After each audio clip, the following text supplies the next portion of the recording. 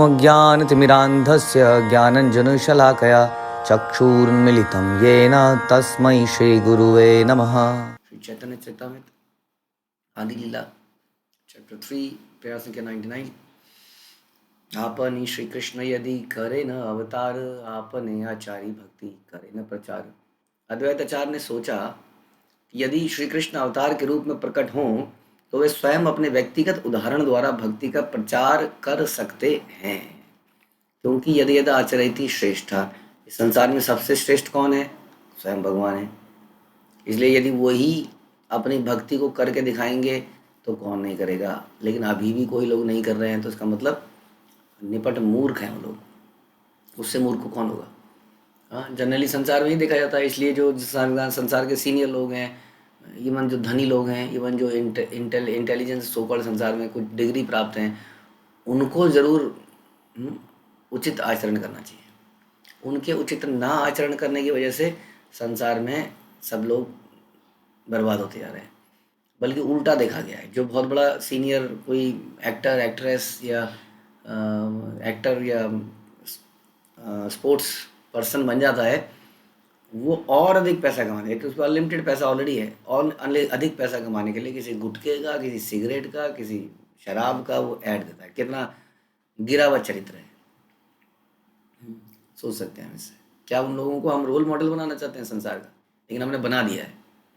हाँ, पिक्चरें दिखा दिखा के, अपने घरों में टेलीविज़न के आगे दिखा दिखा के बच्चे उनको हीरो मानने लगे हैं। जिनको कृष्ण को हीरो मानना चाहिए था कृष्ण की लीलाओं की नकल करते हैं। हाँ, कृष्ण ने बड़े बड़े राक्षसों को मारा, वो दिखाते हैं एक एक्टर खड़ा है और सामने, उसके सामने 20, 25, 30, 50 गुंडे हैं और सबको उसने अकेले मार दिया। हाँ, भगवान राम है क्या वो? तो इस तरह से दिखा दिखा के उन्हें हीरो बना दिया।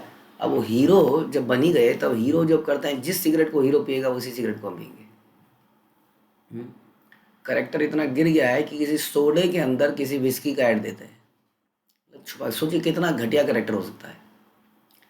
हाँ, इस बात को बोलने में कोई शर्म नहीं है, क्योंकि this is what is happening.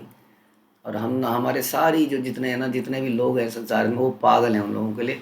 और पागल करने में हमारा भी योगदान है, क्योंकि संसार के किसी कोने में कोई कुछ करता था तो पता नहीं करता था। लेकिन अब जो टेलीविज़न आ गया है, तो एक साथ पूरे दुनिया को पागल कैसे बनाया जाए, उसके तरीके आ गए हैं। कुछ जैसा बालों का स्टाइल बना लेगा, पूरी दुनिया बालों में लग जाएगी। बड़े बड़े सलून खुल जाएंगे वो बालों में लाइनें डालने के लिए। वो जैसे कैप पहन लेगा पूरी दुनिया, वैसे जैसे कपड़े पहन लेगा वैसे सब लोग पहन लग जाएंगे। तो this is what role model बन के क्या होता है। तो हम लोगों ने रोल मॉडल बना दिया है, हम ही ने बनाया है, क्योंकि हमारा भी शौक है ना पिक्चर देखना। हमारे ही रोल मॉडल हुए हैं अंदर ही अंदर छुप छुप के। हाँ, काश मेरी भी बॉडी ऐसी बन जाए, काश मैं भी ऐसे नाच पाऊँ। तो हमारे बच्चों का भी यही शौक हो गया है। फिर एक दूसरे के सर पे ही नाच रहे हैं और कुछ नहीं हो रहा है। तो इसलिए अद्वैत आचार्य ने कहा कि यदि कृष्ण ही स्वयं आ जाएं, सबसे बड़े रोल मॉडल तो वो है। ये सारे टटपूंजी रोल मॉडल समाप्त हो जाएंगे जब कृष्ण ही कुछ आ जाएंगे। तो ऐसा ही हुआ। तो अद्वैत आचार्य ने ये सोचा, यदि भगवान ही आ गए तो तब क्या, तब तो सब सही हो जाएगा। नाम बिनु कली काले धर्म नहीं यार, कली काले कैछे हबे कृष्ण अवतार। इस कलयुग में भगवान के पवित्र नाम के कीर्तन के अतिरिक्त अन्य कोई धर्म नहीं है। लेकिन इस युग में भगवान किस तरह अवतार लेंगे? अब भगवान कैसे अवतार लेंगे? भगवान का तो हाँ एक तरह से निश्चित है आना। जब जब आते हैं तब तक शास्त्र में लिखा होता है। तो कैसे हो पाएगा ये भगवान आ जाए, वो भी इस कलयुग में? शुद्ध भावे करीबे कृष्ण आराधन, निरंतर सदन्य करीब निवेदन। मैं शुद्ध मन से कृष्ण की पूजा करूंगा, मैं उनसे निरंतर विनीत भाव से निवेदन करूंगा। भक्त के लिए भगवान कोई भी चीज़ करने को तैयार हो जाते हैं। यदि भक्त बड़ी शुद्ध भक्ति से, शुद्धता से, दूसरों की के ऊपर करुणा दिखाते हुए भगवान को पुकारता है, तो भगवान जरूर उसको पूरा करते हैं। और एनीवे, शास्त्रों में तो लिखित ही है कि भगवान का आने का समय हो ही गया है।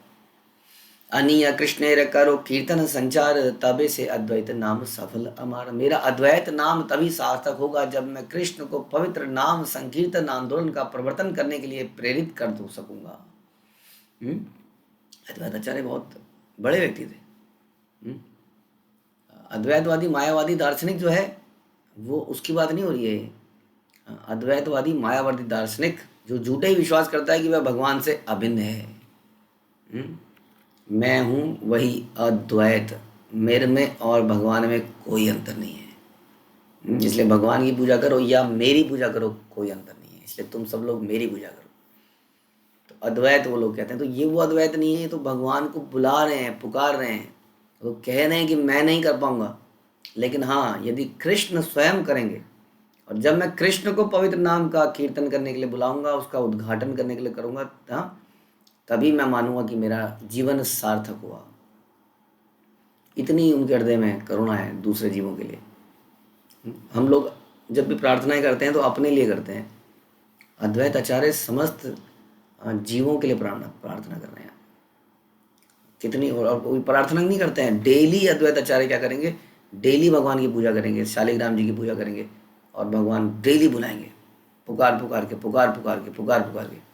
हम लोग अपने लिए भी नहीं मांगते हैं, और हमारे अपने से मांगने से फुर्सत नहीं है। भगवान के आगे जाती ही सारी डिमांड की लिस्ट खुल जाती है। जैसे कोई विदेश में जाता है तो उसका लंबी लिस्ट पकड़ा दी जाती है, ये लाना, ये लाना, ये लाना, ये लाना, ये लाना। वैसे भगवान के मंदिरों में जाते ही हमारी लिस्ट तैयार हो जाती है। और दिस इज़ व्हाट हमने बचपन से सीखा भी यही है, और हमने बचपन से सिखाया भी यही है बच्चों को भी।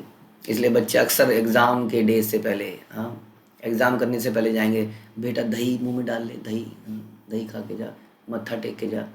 तो उसको भी क्लियर है, भगवान मतलब कुछ डिमांड करनी है।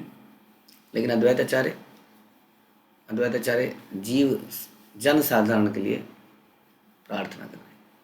अद्वैतवादी मायावादी ऐसा नहीं कर सकता है। अद्वैत प्रभु भगवान से अभिन्न है, किंतु वे पूर्णांश के रूप में निरंतर भगवान की सेवा करते हैं, है ना। अद्वैत आचार्य हम सुनते ही महाविष्णु का अवतार हैं, लेकिन क्या करते हैं वो, फिर भी निरंतर भगवान की सेवा करते हैं, क्योंकि भगवान का कोई भी अंश भी भगवान के, जैसे बलराम जी हैं, बलराम जी भगवान की नित्य सेवा करते हैं, क्योंकि एकल ईश्वर कृष्ण आर सभी भृत्य। मायावादियों के लिए यह अचिंत्य है, क्योंकि वे भौतिक इंद्रियानुभूति के संदर्भ में सोचते हैं, और यह सोचते हैं कि अद्वैतवाद के लिए आवश्यक है कि मनुष्य अपनी पृथक पहचान खो दे। अब देखिए, मेरी तो कोई पहचान है नहीं माना, हाँ, तो आदमी क्या करता है कई बार, हाँ, अपनी पहचान किसी बड़े आदमी से जोड़ के करता है, क्योंकि वो कुछ बनना चाहता है, बड़ा बनना चाहता है। ये नहीं सोचता कि मैं उसके भी लायक हूँ कि नहीं। वो अपनी पहचान कैसे करता है, मैं जानता है कौन है, पुलिस वाले ने रोक लिया, जानता है कौन है, पर बताऊँ पिताजी का नाम बताऊँ, तू क्या चीज़ है पहले ये बता, यहाँ क्या कर रहा है, पिताजी का नाम बताऊँ तो पिताजी के लिए एग्जाम कर देंगे, जो करना है आपके लिए क्यों करें। तो आदमी ये है, तो ये जो अद्वैतवादी मायावादी लोग हैं, ये खुद तो कुछ कर नहीं पाते जीवन में। उसी आदमी लड़के की तरह जो पुलिस द्वारा पकड़ा गया है, अपने माता पिता का नाम लेके कुछ करना चाह रहा है, वैसे ही अद्वैतवादी जीवन में कुछ तो कर नहीं पाए, क्योंकि भक्ति तो कर नहीं पाए। अब क्या करें, बनना तो था, ऊंचा ऊंचा ऊंचा उठना ही था, क्योंकि शुद्ध भक्ति, हाँ, अनअलॉयड अनमोटिवेटेड अहेतु की भक्ति किसी ने सिखाई नहीं। हाँ, तो यही कर लो, हाँ, तुम भी नारायण और हम भी नारायण। तो कहते, वो क्या कहते हैं, अपनी पृथक पहचान खो देते हैं आदमी को कोई पृथक से पहचान ही नहीं है। वो कहते हैं कोई आइडेंटिफिकेशन नहीं है हमारी, हम कृष्ण ही हैं, कृष्ण से पृथक हुए हैं, कृष्ण में ही मिल जाएंगे, या भगवान से पृथक हुए हैं, भगवान में मिल जाएंगे। हमारी अलग से कोई आइडेंटिटी नहीं है, जबकि सेवक की आइडेंटिटी हमेशा बनी रहती है। ऐसा होता है कि कोई आदमी कुछ साल तक तो आपके यहाँ पे सेवा करेगा, फिर आपकी जायदाद का हिस्सेदार बन जाएगा। ऐसा देखा है कभी आपने? सेवक का बेटा होगा, सेवक का बेटा अब आपकी प्रॉपर्टी में बराबर, आपके बेटे के बराबर उसके राइट हो जाएंगे। ऐसा तो नहीं देखा। सेवक का बेटा भी सेवक होता है, अगर वो वहीं पे रहे तो, कहीं चला जाए तो अलग बात है। उसका बेटा भी सेवक, उसका बेटा भी सेवक, तो सारे बेटे उसके सेवक ही रहेंगे कि नहीं रहेंगे, वो परंपरा। तो वैसे ही हम लोग हमेशा सेवक ही तो रहेंगे। ऐसा होगा कि कुछ समय के बाद हम ऐसा, निर्वाण का मतलब ये बना लिया गया, मुक्ति का मतलब ये बना लिया गया कि निर्वाण मुक्ति मतलब अब हम भी प्रॉपर्टी के हकदार हो गए, हम भी उसी परिवार के पार्ट हो गए, हम भी वही बन गए। ये भी छोड़ दीजिए परिवार के पार्ट हो गए, हम वही बन गए, घुस गए भगवान के अंदर और भगवान बन गए, हमारी पहचान समाप्त हो गई। लेकिन सारे शास्त्र बोलते हैं, भगवान बोलते हैं गीता में कि कोई ऐसा समय नहीं था कि तुम नहीं थे, और आगे भी कोई ऐसा समय नहीं आएगा कि तुम सब नहीं रहोगे। इस बात को ध्यान रखो। इसलिए क्यों चिंता कर रहे हो मरने मारने की अर्जुन? ना त्वे वाहम जातु नासम ना तुम नेमे जनाधिपा, ये भगवान बोलते हैं। तो इसका मतलब हमारी इंडिविजुअल आइडेंटिटी बनी रहती है, समाप्त नहीं होती है कभी भी। किंतु इस श्लोक से स्पष्ट है कि अद्वैत प्रभु अपनी पृथक पहचान बनाए रखकर भी भगवान से अभिन्न है। श्री चैतन्य महाप्रभु ने अचिंत्य भेदाभेद तत्व एक साथ भगवान से एक रूपता और भिन्नता का प्रचार किया। चिंतनीय द्वैत तथा अद्वैत अपूर्ण इंद्रियों की अनुभूतियां हैं जो दिव्यता तक नहीं पहुंच पाती। ओके, कृष्ण वश करीबेन कोना राधने विचारिते एक श्लोक आइला तार मने। जब वे पूजा द्वारा कृष्ण को वश में करने के विषय में सोच रहे थे तो उनके मन में निम्नलिखित श्लोक आया। पूजा द्वारा कृष्ण को वश में करना, हाँ, कोई वशीकरण मंत्र नहीं बता रहे हैं यहाँ पर। पूजा द्वारा मतलब संपूर्ण समर्पण से कैसे भगवान को वश में किया जाए। किस लिए वश में किया जाए? ताकि उनका सुदर्शन चक्र मिल जाए, बहुत ही काम की चीज़ है। नहीं, ये नहीं तो दुर्योधन सोचता है उनका धन मिल जाए। हाँ, यही तो है। आदमी लोग तपस्या इसलिए तो करते हैं। हिरण्यकशिपु ने, रावण ने इसलिए तपस्या करी कि इतना तपस्या करो, सामने वाले का मन को पिघला दो, लेकिन किस लिए? खुद शक्ति अर्जित करने के लिए। इतनी गुरु की सेवा करो कि गुरु अपने सीक्रेट्स बता दे और हम भी उतने ही बढ़िया धनुर्धर बन जाएं, हम भी उतने ही बड़े बन जाएं। हम भी ऐसा हम कहते हैं, ऐसा हम सुनते हैं। This is what the thinking of Eklavya was, जो कि द्रोणाचार्य समझ गए थे। हाँ, ये है कहने का मतलब। हम लोग किसी आगे बढ़ने के लिए गुरु या भगवान की सेवा नहीं करते हैं। हम लोग सेवक बनने के लिए, शुद्ध सेवक, बिना किसी इच्छा के। सैलरी नहीं चाहिए, कोई पारितोषिक नहीं चाहिए हमको। इसी सेवा में आनंद आता है, क्योंकि शुद्ध व्यक्ति की सेवा करने में आनंद आता है। अशुद्ध व्यक्तियों की सेवा में आनंद नहीं आता है। जो संसार में हम करते हैं वो अशुद्धों की सेवा करते हैं निरंतर। इसलिए हृदय में मुसीबत सी लगती है नौकरी करना, बिजनेस करना। इसलिए आदमी छोड़ना, भागना चाहता है वहाँ से, लेकिन छोड़ नहीं पाता है आसक्तियों के कारण। लेकिन जो परम शुद्ध की और शुद्ध भक्तों की सेवा करता है तो उसको आनंद प्राप्त होता है। तो इसलिए वश में करने का पर्पस क्या था? वश में करेंगे और कृष्ण की सेवा करते रहेंगे। यदि कृष्ण मना करते रहेंगे ना, भाग जाएंगे। हाँ, हम उन्हें वश में ही कर लेंगे, उनको अपने हृदय के जेल में बंद कर देंगे। वैसे बंद तो नहीं हो सकते हम, लेकिन ऐसे बंद कर लेंगे। तब उनके मन में निम्नलिखित श्लोक आया। तुलसी दल मातृण जलस्य सचुकुलेन वा विक्रीणिते स्वमात्मानं भक्तेभ्यो भक्तवत्सला। अपने भक्तों के प्रति अत्यंत वत्सल श्री कृष्ण अपने आप को उस भक्त के हाथ में बेच देते हैं जो उन्हें केवल तुलसी दल और एक अंजलि भर जल अर्पित करता है। पत्रम पुष्पम फलम तोयम, बड़ा आसान काम है, कोई भी व्यक्ति कर सकता है। एक पत्ता तुलसी उगा सकते हो आप लोग अपने घरों में, भगवान को अर्पित कर सकते हो। पुरुषोत्तम मास में, चतुर्मास में और हमारा कार्तिक के महीने में। लेकिन बाकी महीने में करोगे तो दंड मिलेगा, टोटका पूरा नहीं होगा। ऐसा ये आप रोज ही कर सकते हैं। अद्वैत आचार्य ऐसे नहीं करते थे कि अभी कार्तिक आ गया अब सब सर जल्दी उठने लग जाओ। अब सब पूरे जिंदगी भर करना क्या है? यही करना है, केवल पत्रम पुष्पम फलम तो हम भगवान को लेकिन प्रेम से अर्पित करना है। भागते दौड़ते नहीं करना कि आज टिक मार दिए सारे, क्योंकि ये वाला मास था तो इसलिए इसको करना जरूरी था तो हमने कर दिया। ये प्रेम से, जो मैं भक्त्या, बड़े प्रेम से, भक्ति भाव से जो मुझे अर्पित करता है, ज़्यादा नहीं चाहिए। हाँ, तुलसी का दल, जल, फल इत्यादि। तो केवल वो कह रहे हैं कि तुलसी दल अर्पित करके भगवान उसको बेच देते हैं, भक्त के हाथ में बिक जाते हैं। यह श्लोक गौतमीय तंत्र से लिया गया। यही श्लोकार्थ आचार्य करे न विचारण, कृष्ण के तुलसी जल दे यही जन। तार ऋण शोधिते कृष्ण करे चिंतन, जल तुलसी रसम किछु घरे नहीं धन। अद्वैत आचार्य ने श्लोक के अर्थ पर इस प्रकार विचार किया। जो कृष्ण को तुलसी दल तथा जल अर्पित करता है उसके ऋण को चुकाने की कोई विधि ना पाकर भगवान कृष्ण सोचते हैं मेरे पास ऐसी कोई संपत्ति नहीं है जो तुलसी दल तथा जल की समता कर सके। जैसे भगवान गोपियों को भी कहते हैं कि तुम्हारी सेवा के बदले मेरे पास कुछ नहीं है, इसके बराबर कुछ नहीं है। बराबर का कुछ तो रेसिप्रोकेट किया जाता है ना। नहीं, कोई सामने वाला अगर बहुत प्रेम करता रहता है तो अंदर से फीलिंग आती है, लगता है यार ये इतना कर रहा है तो मैं क्यों नहीं कर रहा हूँ, है ना। फीलिंग्स आती हैं। अब भगवान कह रहे हैं तुम जितना कर रहे हो मैं तो कर ही नहीं सकता, उतना है ही नहीं, कैपेसिटी के बाहर है, तो क्या करो, मेरे को ले लो फिर। तो अद्वैत आचार्य ने बोला ये तो बहुत बढ़िया है, अगर मेरे को ले लो बोल देंगे तो मैं कहूँगा आओ फिर, आओ यहाँ पर आओ, संकीर्तन करो चलो। यहाँ पे सब मर रहे हैं, संसार दाउन लीड लोग त्राणाय कारुण्य घनाघनतम, आइए अपने साथ में पार्षद भी लाइए, वो तहलका मचाएंगे यहाँ पर। तो भगवान बस ये सोच रहे थे कि इस प्रकार मैं करूँगा, और फिर भगवान से मांगूंगा कि अपने लिए थोड़ी मांग रहे हैं। इसीलिए तो ऐसे लोगों के हाथ में बिक जाते हैं लोग, हाथ में ऐसे ही क्या कहते हैं, गंजे के हाथ में ना नाखून नहीं होते हैं, नाखून नहीं देने चाहिए, वो सर खुजाएगा तो क्या करेगा, वो खून खून कर देगा सारा। तो भगवान ऐसे नहीं करते हैं, ऐसे आदमी के हाथ में बिक जाएं जो कि सोच रहा है अब न्यूक्लियर बॉम्ब छोड़ूंगा, अब तो चक्र ही छोड़ देता हूँ। जा चक्र, पहले सारे कंट्रीज़ के प्रेसिडेंट प्राइम मिनिस्टर का गला काट गया, सबको बिल्कुल रहित कर दे। फिर उनके सेनापतियों का मतलब जो चीफ कमांडर हैं उनके आर्मी के, उनकी गला काट के आ जा, अच्छा अब ये इसको काट दे, अब जा इसको काट दे। जिसके अंदर ईर्ष्या है, द्वेष है, लालच है, उसके हाथ में थोड़ी भगवान शक्ति अपने आप को भेज देंगे, ऐसी व्यक्ति को दे देते हैं जो कहता है, भगवान बोलते हैं मेरे को ले लो, बोलो क्या चाहिए। हाँ, ध्रुव महाराज कहते हैं कुछ चाहिए नहीं, वो कहता अरे तुमने तपस्या करी ना यहाँ पर, कुछ सोच के करी, नहीं नहीं नहीं कुछ नहीं चाहिए। तो सारे भक्त उनको देख के कुछ मांगना ही भूल जाते हैं जो भक्त है।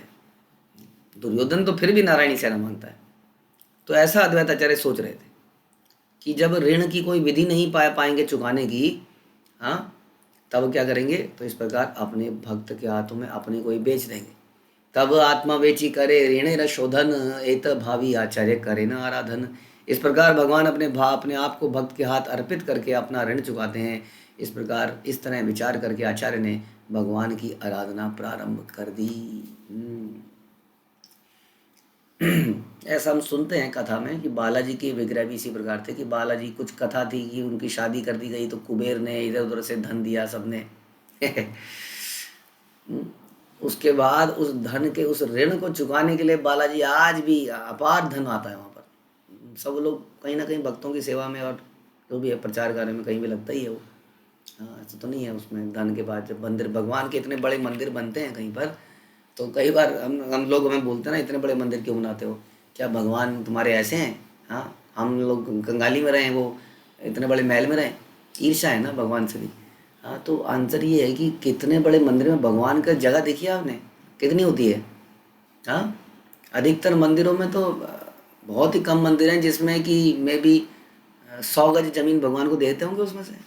आप अगर भगवान का वो ऑल्टर देखते हैं वेदी, तो उसमें इतनी जगह में होते हैं भगवान, और वो होते हैं एकड़ों में, और उसमें भगवान, राधा रानी, कुछ भगवान के पार्षद, हाँ, गौर निताई वगैरह, कितने परिवार के कितने लोग, 6 लोग 10 लोग, और रहते हैं कितने लोग, ब्रह्मचारी रहते हैं 100 200, और भक्त आते हैं हजारों लाखों। तो किसके लिए है, इसलिए भगवान इस प्रकार से लेते गए हैं, उनको आवश्यकता ही नहीं है कुछ।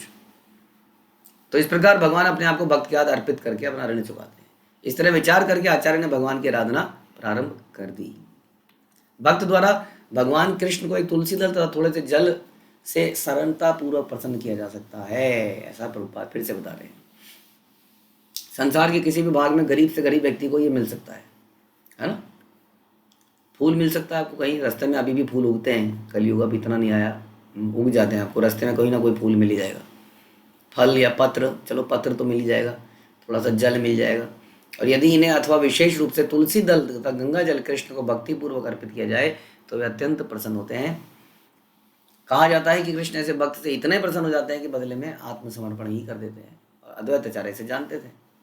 गंगा जल तुलसी मंजीर अनुक्षण, कृष्ण पाद पद्म भावी करे समर्पण। श्री कृष्ण के चरण कमलों का चिंतन करते हुए उन्होंने गंगा जल में तुलसी मंजरियां मिलाकर निरंतर अर्पित करनी शुरू कर दी।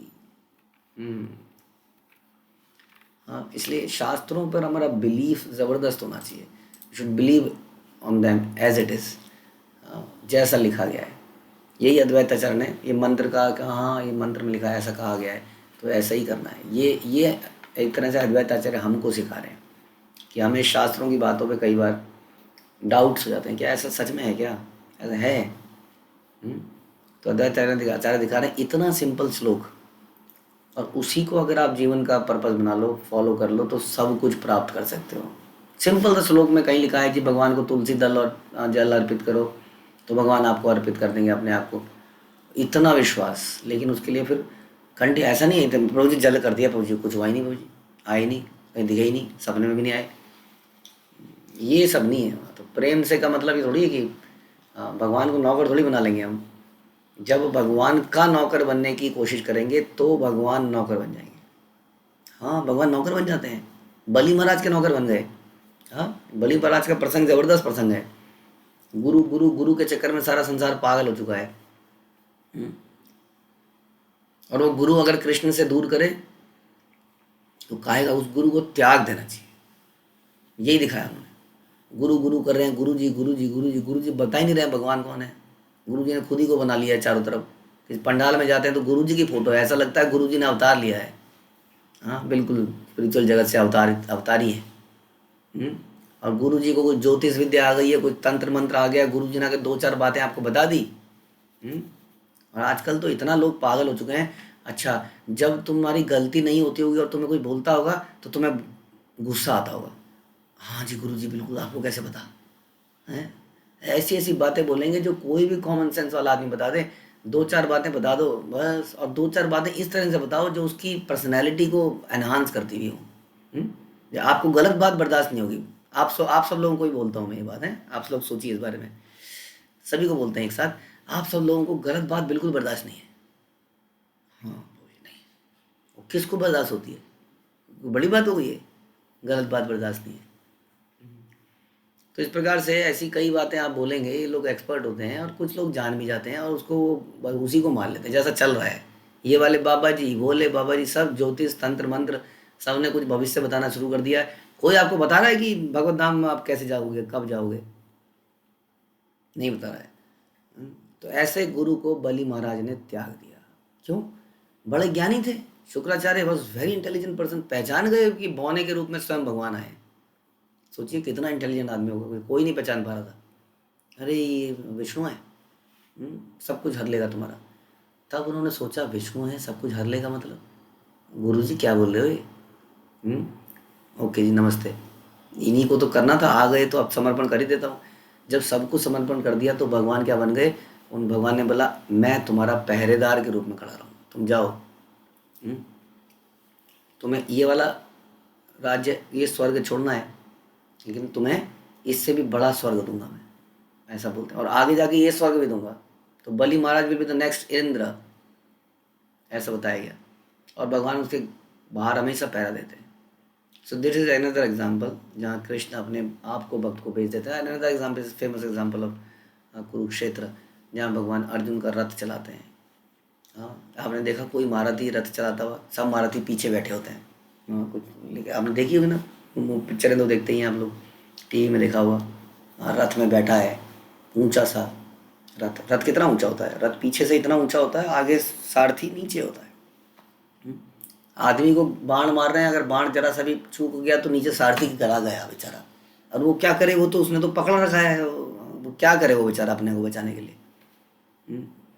मतलब बेमतलब में मारा गया वो। ऐसी हालत है सारथी की। और इतने भयंकर युद्ध, ऐसा भी नहीं है कि दूर दूर से बम गिरा रहे हैं, कोई बाण उसको वहाँ से मार रहा है, कोई उसको वहाँ से मार रहा है, कहीं मिस फायर हुआ तो बेचारा वो मारा गया। तो ऐसी स्थिति में भगवान एक तरह से अर्जुन के दास बन गए। तो ये यहाँ पे बता रहे हैं ऐसी भावना, लेकिन उनके लिए है जो अपना सर्वस्व त्याग देते हैं। वो अर्जुन जिसने सोचा, हम तो कहते हैं नहीं, परिवार comes first, my family is first and than anything else. अरे परिवार देने वाले को भूल जाते हैं, यही भूल जाते हैं अगले जन्म में इस परिवार से इससे अटैच है, अगले जन्म में किसी और परिवार से अटैच होगा। मूर्ख आदमी भगवान को भूल जाता है। अर्जुन ने उस परिवार को दाव पे लगा दिया। पहले वो परिवार कर रहा था, लेकिन उसके बाद उसने कहा परिवार नहीं, Krishna comes first and than anything else. उसके बाद ऐसे व्यक्ति के आगे भगवान क्यों नहीं भेजेंगे? फिर वो ऐसे व्यक्ति की कीर्ति आप देखिए कितनी होती है। तो कृष्ण के चरण कमलों का चिंतन करते हुए उन्होंने गंगा जल में तुलसी मंजरियां मिलाकर निरंतर अर्पित करी। कृष्णेर आह्वान करे करी या हुंकार, एई मते कृष्णेर कराइल अवतार। उन्होंने जोर जोर से श्री कृष्ण की से विनती करी और इस तरह कृष्ण का अवतरित होना संभव हुआ। तो भगवान चैतन्य बाद में बोलेंगे भी, हाँ, कि हे नाड़ा, तुम्हारे कहने पर मैं संसार में आया था, बार बार बोलेंगे इस बात को। चैतन्य अवतार यही मुख्य हेतु, भक्तेरा इच्छाए अवतारे धर्म सेतु। तो अतएव श्री कृष्ण चैतन्य के अवतार का मुख्य कारण अद्वैत आचार्य की यह विनती भी है। धर्म के संरक्षण भगवान अपने भक्त की इच्छा से प्रकट होते हैं। हाँ, हम सुनते हैं ना, विनाशाय च दुष्कृताम परित्राणाय साधूनाम। भक्तों के लिए, भक्तों के आनंद के लिए, उनकी रक्षा के लिए, और दुष्टों के संहार के लिए। तो दुष्टों का संहार उन्होंने उनकी अहंकार, उनके चेतना में जो दूषित चीज़ें हैं उसको नाश करने के लिए दुष्टों का संहार ऐसे किया चैतन्य महाप्रभु ने। और भक्तों को तो आनंद, गजब आनंद दिया, ऐसा आनंद दिया जो किसी अवतार ने नहीं दिया। हाँ, जो संकीर्तन के आनंद थे, जो मधुर लीलाओं के आनंद हैं, बहुत आनंद दिए। तो दोनों काम किए। तो ये कुछ एक्सटर्नल रीज़न, ये भी अनदर रीज़न है, हाँ, कि वो आए अद्वैत आचार्य के पुकारने पर। त्वं भक्ति योग परिभावित हृत सरोज हास्य श्रुति श्रुतेक्षित पथो ननु नाथ पुंसाम यद यद्धिया त उरुगाय विभावयन्ति तत्तद्वभू प्रणयसे सदनुग्रहाय। हे प्रभु, आप अपने शुद्ध भक्तों की दृष्टि तथा श्रुति में सदैव वास करते हैं। आप उनके कमल सदृश हृदयों में भी निवास करते हैं, जो भक्ति द्वारा निर्मल हो चुके हैं। हे भगवान, आप उत्कृष्ट स्तुतियों से महिमान्वित होते हैं। आपके भक्त आपके निज, आपके जिन सनातन रूपों में आपका स्वागत करते हैं, उन रूपों में प्रकट होकर आप उन पर विशेष अनुग्रह करते हैं। हे प्रभु, आप अपने शुद्ध भक्तों की दृष्टि और श्रुति में सदैव वास करते हैं। यानी कि वो श्रुति, यानी कि वो जो सुनते हैं आपके विषय में सुनते हैं। उन्हें मंडेन फिल्मी गाने, कुछ स्पोर्ट्स, न्यूज़, कोई इंटरेस्ट नहीं रहता उनको इन चीज़ों में। केवल आपके बारे में सुनना चाहते हैं, उनकी श्रुति में, उनकी दृष्टि में वो केवल आप ही को देखना चाहते हैं। उन्हें खूबसूरत चेहरे, ग्लैमर और ये सब देखने में कोई इंटरेस्ट नहीं है। ये कौन है? ये आपके शुद्ध भक्त हैं। आप उनके कमल सदृश हृदयों में निवास करते हैं, जो भक्ति द्वारा निर्मल हो चुके हैं। निर्मल हो चुके हैं मतलब उनके हृदय में कोई द्वेष नहीं है, ईर्ष्या नहीं है, कंपैरिजन नहीं है, कंपटीशन नहीं है। निर्मल हो चुका है। वो किसी को कष्ट नहीं पहुंचाना चाहता है। वो किसी को कष्ट पहुंचाने से, उसके किसी को कष्ट में देखकर उसका हृदय विदीर्ण हो जाता है। ऐसे आपके हैं शुद्ध भक्त। हे भगवान, आप उत्कृष्ट स्तुतियों से महिमान्वित होते हैं। अब ऐसे निर्मल हृदय वाले जब मुंह खोलते हैं तो उसमें आपकी ऐसी अद्भुत लीलाएं निकलती हैं, ऐसी ग्लोरिफिकेशन निकलती हैं, जो उत्कृष्ट स्तुतियाँ होती हैं। द बेस्ट, उत्तम श्लोक। आपके भक्त आपके जिन सनातन रूपों में आपका स्वागत करते हैं, उन रूपों में प्रकट होकर आप उन पर विशेष अनुग्रह करते हैं। जो भी आप रूप में आते हैं वो बड़े मन भावन होते हैं। हाँ, बलि महाराज का एग्जाम्पल ली। जब उन्होंने वामन को देखा तो उन्होंने कहा ये कौन है, जबकि बौना रूप था, बालक छोटा बौना। बौने जनरली इतने सुंदर लगते नहीं हैं, लेकिन वो इतना अद्भुत रूप था कि बलि ने कहा कि क्या चाहिए बताओ। अभी पता पहचान नहीं पाए थे। मतलब जो देना चाहोगे, जो मांगना चाहोगे वो मांगो। ऐसा उन्होंने एक तरह से देख कर ही सरेंडर कर दिया। हाँ, तो ये आपका अनुग्रह है, विशेष अनुग्रह है कि आप ऐसे दर्शन देते हैं भक्तों। यह श्लोक श्रीमद् भागवत से आया। यह एक स्तुति है जिसमें ब्रह्मा जी सृष्टि कार्य करने के लिए पूर्ण पुरुषोत्तम भगवान कृष्ण से उनका आशीर्वाद मांगते हैं। भगवान विषय ज्ञान वैदिक शास्त्रों के विवरणों से प्राप्त किया जा सकता है। भगवान का ज्ञान कहाँ से मिलेगा? हमेशा ध्यान रखिए, शास्त्र से मिलेगा, किसी आदमी के सनक से नहीं मिलेगा। बहुत सनकी होते जा रहे हैं संसार में, बहुत बढ़िया बढ़िया बातें बोलते हैं और ऐसी बातें बोलते हैं कि हम बह जाते हैं उन बातों में। और बड़ा अच्छा लगता है सुनने में भी। लेकिन हमको शास्त्रों से, we should stick to the shastras and acharyas. हाँ, जैसे हम कहते हैं कि राधा रानी का नाम तो सर्वश्रेष्ठ है, लेकिन बताया गया क्या है शास्त्रों में? चैतन्य महाप्रभु ने क्या बताया है? Yes called Hare Krishna, that is the मंत्र। इसलिए हम लोगों को सनक नहीं है हरे कृष्णा करने की, कि तुम राधे राधे करते हो तो हम हरे कृष्णा ही, तुम राधे राधे वाले हो हम हरे कृष्णा। अरे हम दोनों एक ही हैं, लेकिन शास्त्र में हरे कृष्णा बताया गया है, इसलिए हम ऐसा करते हैं। वी नो दैट गोपेर भरतोत्पद कमली और दास दास दास दास, everyone is the servant of Radha Rani and servant of servant of Radha Rani. But बताया क्या गया प्रोसेस, उसको भी समझो। हाँ, ये चिकनी चिकनी बातों से क्या होगा। हाँ, भगवान मेरा ये है, भगवान मेरा वो है, या राधा रानी मेरी ये है, राधा रानी मेरा वो है, ये बड़ा इमोशनल बातें बड़ी अच्छी लगती हैं, बड़ी मन को भा जाती हैं, और इतना लोग इसी में डूब जाते हैं। राधे राधे आपने चेहरे पे भी लिख लिया, बोल भी लिया, लेकिन व्हाट इज़ राधा रानी, उनका क्या भाव है, भगवान क्या बोल रहे हैं। Radha Rani does not do anything जो कृष्ण प्रिय को प्रिय नहीं है। कृष्ण को क्या प्रिय है, चैतन्य महाप्रभु है सेड हिमसेल्फ।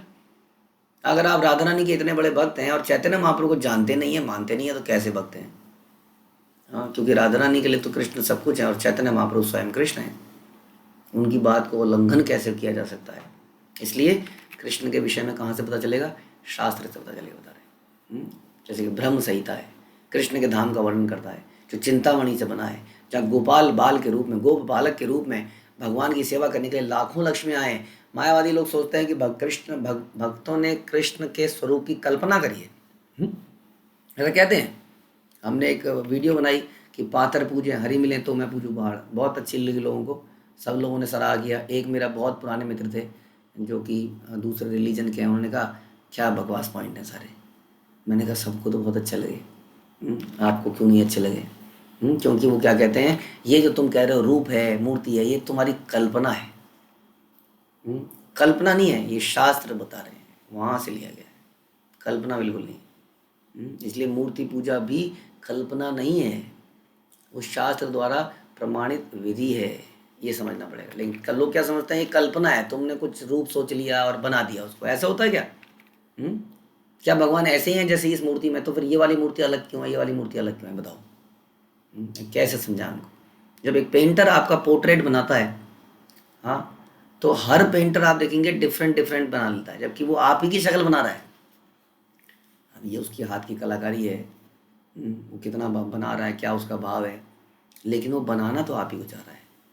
रिमेम्बरेंस तो आपकी आएगी, जो भी उस फोटो को देखेगा, चाहे उसमें हल्की झलक आ रही हो आपकी। कार्टून क्या होता है, कार्टून में तो आदमी की नाक लंबी कर देते हैं, आपने देखा। मतलब कार्टून कौन सा, न्यूज़पेपर में कार्टून बनते थे पहले, अब तो पता नहीं अब क्या होता है। तो किसी बड़े पॉलिटिकल लीडर के कार्टून बनाए जाते थे, कार्टून में नाक मुंह सब टेढ़ा होगा, लेकिन आप पहचान जाएंगे अरे ये तो वो आदमी है, जबकि बिल्कुल नाक मुंह टेढ़ा मुड़ा कर दिया हुआ, सर छोटा या शरीर बड़ा कुछ करके, कार्टून है वो, लेकिन फिर भी आप पहचान जाओगे कि वही व्यक्ति है। तो आपको पता चल गया ना कौन व्यक्ति है।